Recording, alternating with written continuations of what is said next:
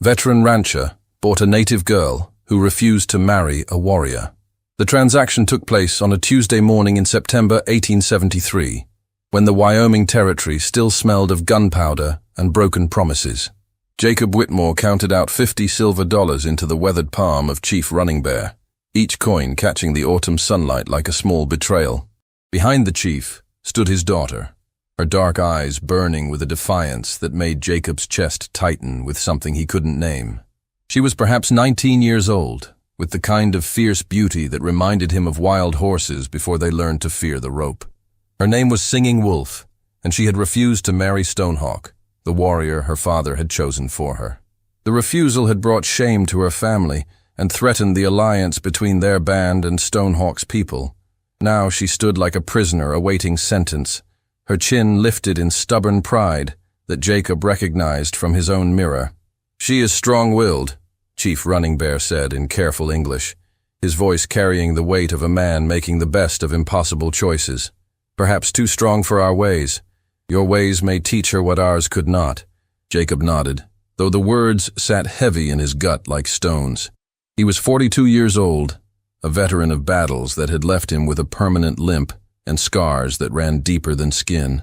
His ranch sat on 800 acres of prime grazing land, won through backbreaking work and the kind of loneliness that ate at a man's soul. He had not come to the reservation looking for a wife, but Running Bear had approached him with a proposition that solved problems for both men. The chief needed to preserve his daughter's honor and maintain peace with Stonehawk's band. Jacob needed someone to help run his household and provide the companionship that 4 years of solitude had taught him to crave. It was a business arrangement, nothing more. At least, that's what he told himself, as he watched Singing Wolf's shoulders straighten with what looked like preparation for battle. "She speaks English well," Running Bear continued, his eyes never leaving his daughter's face. "My wife insisted she learn from the missionary woman before the spotted sickness took her. Singing Wolf can read and write, can cook and sew, can tend to the sick and injured. She will serve your household with honor." The word serve made Jacob wince.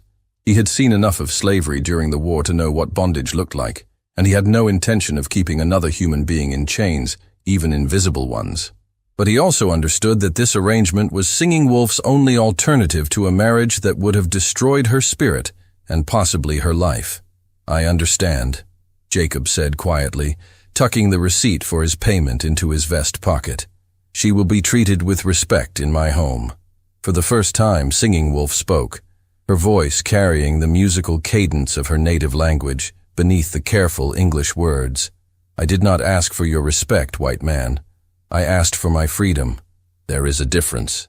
The rebuke hit Jacob like a physical blow, but he recognized the truth in it. Freedom was not something that could be bought or sold, despite what the papers in his pocket might suggest. It was something that had to be earned, chosen, fought for. And looking at this young woman, who had already sacrificed everything rather than submit to a fate she couldn't accept, Jacob realized he was dealing with someone who understood the price of freedom better than most. "Then we'll have to figure out how you can earn it," he said, surprising himself with the words. Chief Running Bear's eyebrows rose slightly, but he said nothing. Singing Wolf studied Jacob with the intensity of someone trying to read signs in a strange landscape, searching for evidence of sincerity or deception. "Come," Jacob said, turning toward his wagon. "It's a long ride to the ranch, and we have much to discuss." The journey to Jacob's land took them through rolling hills dotted with aspen trees that had turned gold with the approaching winter. Singing Wolf sat beside him on the wagon seat, her back straight and her hands folded in her lap. But Jacob could feel the tension radiating from her like heat from a forge. She had brought few possessions: a leather bag containing her clothes, a smaller pouch that probably held items of spiritual significance, and a beautifully carved wooden flute that she clutched like a talisman. For the first hour, they rode in silence, the only sounds the creaking of the wagon wheels and the steady clop of his horse's hooves on the packed earth. Jacob found himself stealing glances at his companion, trying to understand the woman whose life had become entangled with his own. She was smaller than he had first thought, perhaps 5 feet and 4 inches tall, but she carried herself with the poise of someone much larger.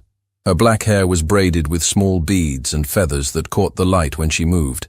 and her buckskin dress was decorated with intricate beadwork that spoke of skilled hands and patient hours. "Why did you refuse to marry Stonehawk?"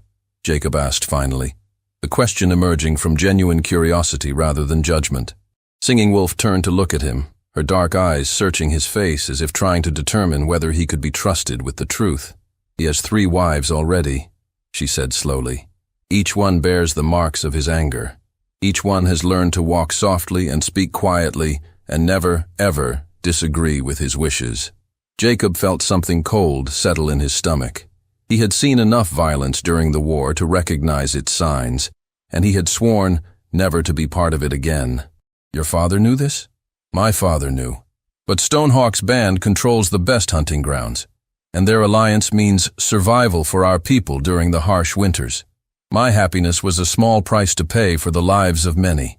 The matter-of-fact way she spoke about her own sacrifice made Jacob's chest tighten with anger on her behalf.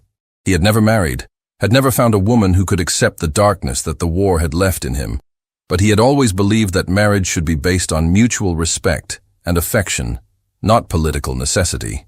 "And you chose to fight rather than submit," he said, admiration creeping into his voice despite his efforts to remain neutral. "I chose to honor my own spirit rather than sacrifice it for others' comfort," Singing Wolf replied. "Perhaps that makes me selfish. Perhaps it makes me foolish. But it makes me free, in the only way that matters." Jacob nodded, understanding more than she probably realized. He had made his own choice to prioritize freedom over security when he had walked away from his father's successful business in St. Louis to build something of his own in the wilderness. The decision had cost him family relationships and social standing, but it had also given him the independence that was worth more than gold. "What will you do now?" he asked. Singing Wolf was quiet for a long moment, her eyes fixed on the mountains that rose like guardians in the distance. "I will learn what I must learn and do what I must do, and when I have fulfilled whatever obligation this arrangement creates, I will decide my own path." There was no bitterness in her voice, only determination. Jacob found himself respecting her pragmatism, her ability to accept an imperfect situation while refusing to surrender her essential self. It was a quality he recognized in himself, the stubborn core that had gotten him through the war and the lonely years that followed. As the afternoon wore on, Jacob found himself sharing stories of his own journey west, of the battles he had fought, and the dreams that had sustained him through the darkest times. Singing Wolf listened with the focused attention of someone who understood that survival often depended on reading people accurately, but he sensed that her interest was genuine rather than merely strategic. "You have no family?" she asked, when he finished describing his decision to leave Missouri. "None that claim me," Jacob said with a shrug that didn't quite hide the old pain. "My father thought I was foolish to give up a comfortable life for uncertainty. My mother worried that I would die alone in the wilderness. They may have been right about the second part." "You are not dead yet," Singing Wolf observed, with what might have been the beginning of a smile. "And you are not alone now." The simple statement hung between them like a bridge, connecting two people who had both chosen difficult paths in pursuit of something they valued more than comfort or security. Jacob felt something shift in his chest, a loosening of the guard he had maintained around his heart since the war had taught him that caring too much about anything was dangerous. The ranch house came into view as the sun began to sink toward the western mountains, a sturdy log structure that Jacob had built with his own hands over the course of 2 summers. It was not elegant, but it was solid and comfortable, with a wide porch that faced the sunset and windows that let in the morning light. Surrounding the house were the barns and corrals that held his cattle and horses, the practical buildings that made his life possible in this remote place. "This is your home," Singing Wolf said, and Jacob heard something like approval in her voice. "Our home," Jacob corrected, then felt his cheeks warm at the presumption. "For as long as you choose to stay." They spent the evening in careful politeness, Jacob showing Singing Wolf through the house and explaining his routines while she asked practical questions about cooking and cleaning and the care of his animals. He gave her the spare bedroom, a small but comfortable space that he had intended for guests who never came, and tried not to think about how empty his own room would feel after years of solitude. Over dinner, they established the boundaries of their arrangement. Singing Wolf would manage the household, help with the lighter ranch work, and assist Jacob with the record-keeping that he found tedious. In return, She would receive room and board, a small monthly allowance, and the promise that she could leave whenever she chose to do so. "You will not try to touch me," she said quietly, the statement carrying the weight of a warning. "I will not touch you without your permission," Jacob replied, meaning it completely. "You have my word." Something in his tone must have convinced her of his sincerity, because she nodded and relaxed slightly for the first time since they had left the reservation. As the days turned into weeks, Jacob found himself looking forward to the sound of Singing Wolf's voice in the morning, to the way she hummed while she worked, to the careful questions she asked about his life and his dreams. She was an excellent cook, seasoning his plain meals with herbs she gathered from the meadows around his property. She was also a skilled seamstress, mending his worn clothes and making new curtains for the windows that transformed his austere house into something that felt like a home. But it was her intelligence that impressed him most. She read his books with hunger, asking him to explain concepts that were foreign to her experience and sharing insights from her own culture that gave him new perspectives on familiar ideas. She learned to keep his business records with meticulous accuracy, catching errors that he had missed and suggesting improvements to his methods that saved both time and money. In the evenings, they would sit on the porch and watch the sunset paint the mountains in shades of gold and purple. Sometimes, Singing Wolf would play her flute, filling the air with melodies that seemed to emerge from the land itself. Sometimes they would talk about their different worlds, sharing stories and beliefs with the careful respect of people learning to trust each other. "Your God lives in a house made by men," Singing Wolf said one evening, referring to the church in the distant town where Jacob sometimes attended services. "My spirits live in the wind and the water, in the animals and the growing things. They are always with us, always listening." Jacob considered this as he watched an eagle circle overhead, its wings catching the last light of day. "Maybe we're talking about the same thing in different languages." "Maybe," Singing Wolf agreed. "But your people seem to think their God wants them to own the land, to fence it and change it, and make it serve their purposes. My people believe we belong to the land, that we are part of it and must care for it as it cares for us." The conversation stayed with Jacob long after they had gone to their separate bedrooms. He found himself looking at his ranch with new eyes, seeing it not just as property to be exploited, but as a living system that required respect and understanding. Under Singing Wolf's influence, he began to change his practices, rotating his cattle through different pastures to prevent overgrazing, preserving the stream that ran through his land, learning to read the subtle signs that indicated the health of the ecosystem that supported them both. Winter came early that year, blanketing the ranch in snow that transformed the landscape into something magical and severe. Jacob had worried about how Singing Wolf would adapt to the isolation that winter imposed, but she seemed to thrive in the quiet months. She spent her days reading, sewing, and tending to the small injuries and illnesses that were inevitable parts of ranch life. Her knowledge of traditional healing was extensive, and Jacob found himself learning from her as much as she learned from him. It was during a particularly severe blizzard in January that Jacob injured his back while trying to rescue a cow that had fallen through thin ice into the creek. The pain was excruciating, leaving him unable to stand or walk without assistance.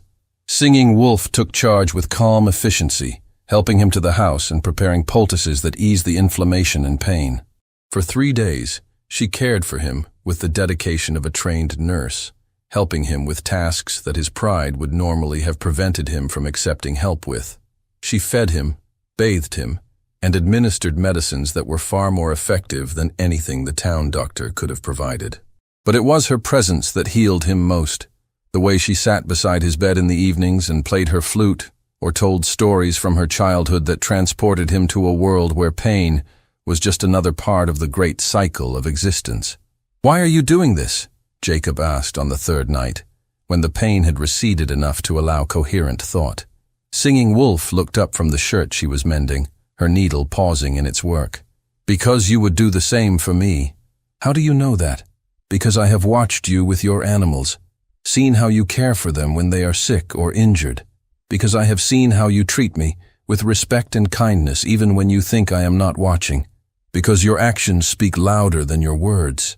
Jacob felt something break open in his chest, a wall that he had built around his heart after the war had taught him that caring too much about anything was dangerous. Looking at this remarkable woman who had chosen to stay and care for him despite having every reason to leave, he realized that the danger was not in caring too much, but in not caring enough. "Singing Wolf," he said, her name feeling strange and precious on his tongue.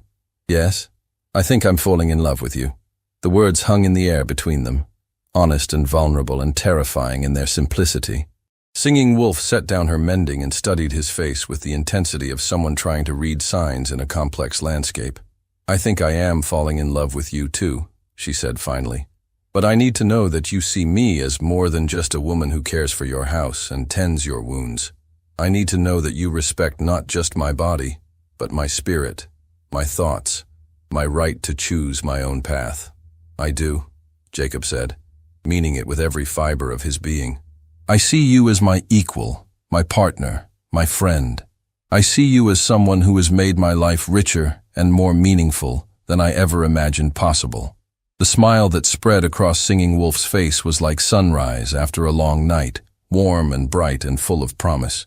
She reached out and took his hand, her fingers intertwining with his in a gesture that felt like a covenant. "Then we will build something together," she said. "Something that honors both our ways, both our dreams."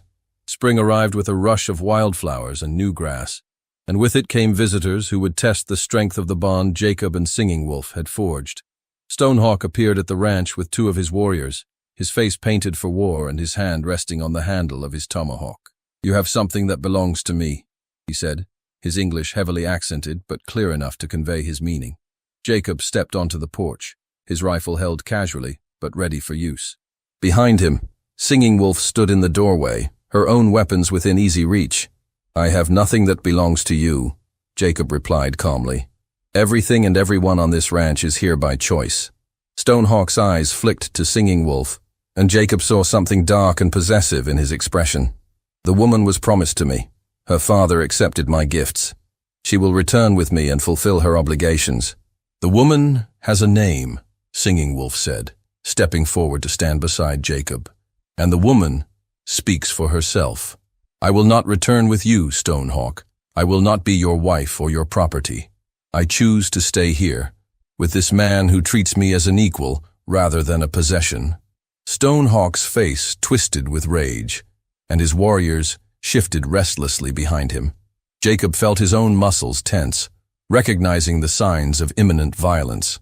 But before anyone could move, another voice cut through the tension. "The woman has made her choice." Chief Running Bear emerged from the trees, followed by a small group of his own warriors.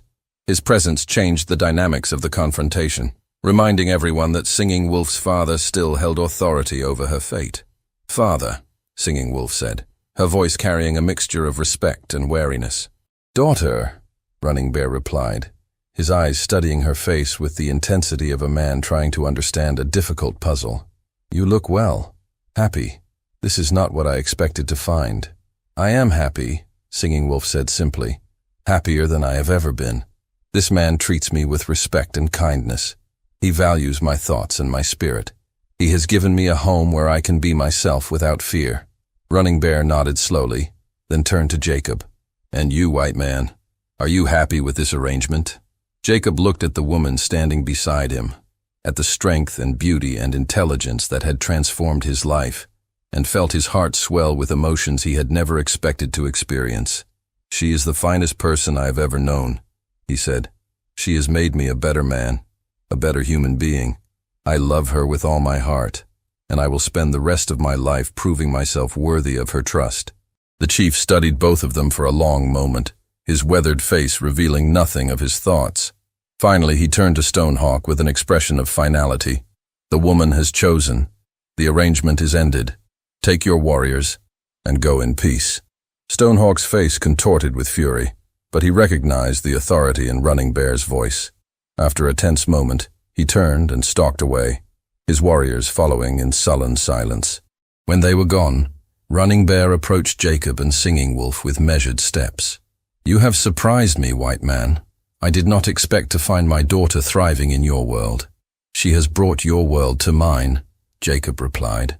"We have created something new together, something that honors both our traditions. Running Bear nodded approvingly. This is as it should be. The old ways are changing, and our people must learn to adapt while preserving what is most precious to us. Perhaps you have found a path that others might follow. As the chief and his warriors departed, Jacob and Singing Wolf stood together on their porch, watching the sun set over the mountains that had witnessed their unlikely love story.